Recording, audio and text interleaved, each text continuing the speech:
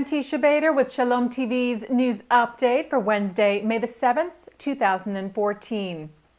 U.S. National Security Advisor Susan Rice arrived in Israel today and met with Israeli Prime Minister Benjamin Netanyahu.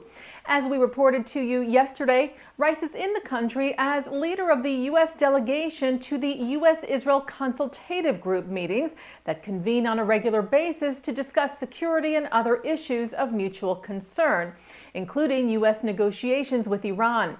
The White House released a statement today saying that Rice and Netanyahu discussed the Iranian nuclear talks and that Rice stressed that the U.S. would not allow Iran to obtain a nuclear weapon and that it was important to find a solution that, quote, assures the international community that Iran's nuclear program is exclusively peaceful.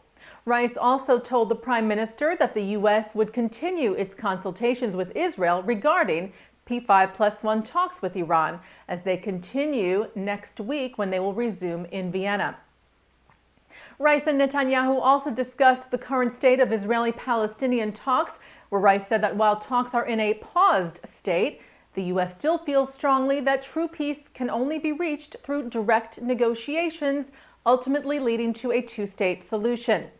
The White House said Rice and Netanyahu also addressed other issues, including the current situations in Syria and Ukraine. The National Security Advisor also met with Israeli President Shimon Peres in Jerusalem today, where the White House said Rice talked about the strong cooperation between the U.S. and Israel and thanked President Peres for his unwavering commitment to peace. This is Rice's first time in Israel since she resumed the post of National Security Advisor last July. Palestinian Authority President Mahmoud Abbas met with Hamas leader Khalid Mashal on Monday in Doha, Qatar. The first meeting between the two since the rival Palestinian factions Fatah and Hamas signed a unity deal last month. A Hamas statement about the meeting said that the leaders discussed the unity deal, among other issues of concern, and how to create a positive atmosphere in which to achieve it. The two also met yesterday with the Emir of Qatar to fill him in on recent developments regarding the deal. Fatah leader Azam al-Ahmed is reportedly set to travel to Gaza in the near future for further talks with Hamas leaders on the formation of the new Palestinian government, which is set to consist of both Palestinian factions, Fatah and Hamas. Israel halted talks with the Palestinian Authority upon the announcement last month that Fatah would be reconciling with Hamas, recognized by Israel and the U.S. as a terror organization. Israeli Justice Minister Tzipi Livni held an emergency meeting today to address the recent and disturbing rise in so-called price tag attacks in Israel. Acts of vandalism targeting the Arab community and sometimes targeting the IDF in protest of Israeli government policies towards the settlements. The acts are thought to be the work of Jewish right-wing extremists. The latest such incident took place last night in Yokneam in the Galilee in northern Israel, which has been the target of several similar incidents. In last night's attack, the words "Death to Arabs" were spray painted on the outside of a dentist office in Yokneam that belongs to a Druze man from the area. Also sprayed on the walls, "Regards from Furadis," a reference to another price tag attack last week. After the Furadis incident, Israeli Prime Minister Netanyahu pledged that security forces would find those responsible for the attacks and that they go against Jewish values. Police were investigating this latest incident in Yokneam, and Army Radio reports that Israeli officials held an emergency meeting today to talk about the growing phenomenon. And in a separate incident, Israeli police arrested a resident of the West Bank settlement of Yitzhar for incitement of violence against the IDF. According to an Israel Radio report, a 22-year-old woman was arrested for allegedly taking part in a private email conversation between residents of the settlement regarding the justification of using deadly violence against IDF soldiers in situations where the soldiers might try and evacuate or demolish buildings in the settlement. If you recall, last month, IDF soldiers who came to Yitzhar to take down some illegal structures built there were attacked, and an IDF post was ransacked. The email comments were reportedly part of a group email forum for the community to address their concerns. And Hebrew paper Yediot Aharonot said the woman was removed from the group after her comments were made. A spokesman for Yitzhar Azri Tobi said such talk has been denounced by us in the past and will be condemned in the future. He said this was a woman and young man whose emotions took control of their tongues, and they've already renounced their comments. Tobi also asked that the media also condemn acts of violence and incitement that lead to attacks against residents of Jewish settlements. As is tradition on Independence Day in Israel, the country presented the Israel Prize to 10 recipients last night during a state ceremony held in Jerusalem.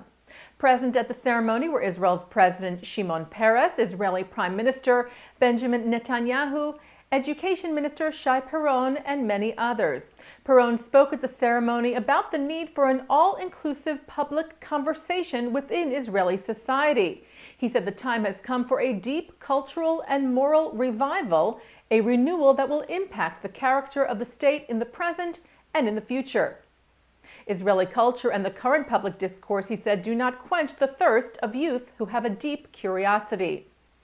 Last night's Israel Prize recipients included Bar-Ilan University professor Shama Friedman for his Talmudic research, Hebrew University Emeritus Professor Marta Weinstock-Rosen, recognizing her work in the field of medicine, and Rabbi Aaron Lichtenstein for his work in the field of Jewish religious literature.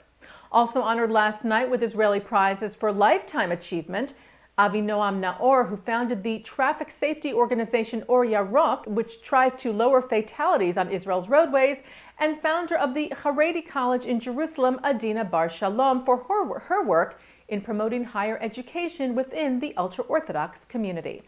Looking at some entertainment news now, 90s American boy band the Backstreet Boys are back on tour and headed to Israel, among other countries. The group is expected to perform on July the 29th this summer at the Ra'anana Amphitheater with their In a World Like This world tour. And it's pilot season in Hollywood, and there are a few Israeli television shows that are being considered for a shot at the small screen here in the U.S.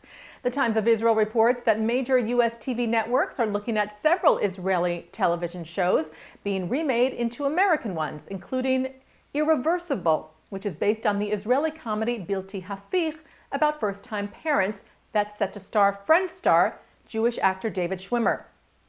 And former Tonight Show host Jay Leno will be making his first visit to Israel soon. Leno is set to host the presentation of the inaugural Genesis Prize, which takes place on May the 22nd.